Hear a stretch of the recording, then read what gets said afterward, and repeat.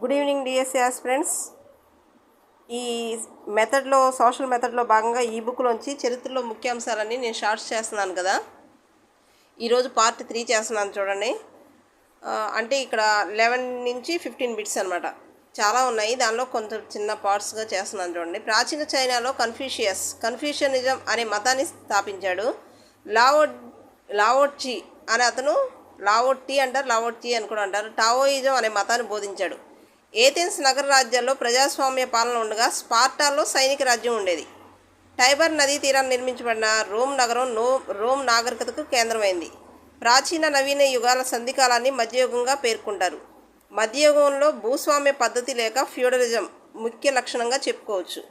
చూసారా ఫ్రెండ్స్, నచ్చితే లైక్ చేయండి. అంటే హిస్టరీ అంటే చాలా డౌట్స్ ఉండే వాళ్ళకి ఇలాంటివి చదువుకుంటే కొంచెం ఈజీగా ఉంటుంది. లైక్ చేయండి, సబ్స్క్రైబ్ చేయండి. Thank you.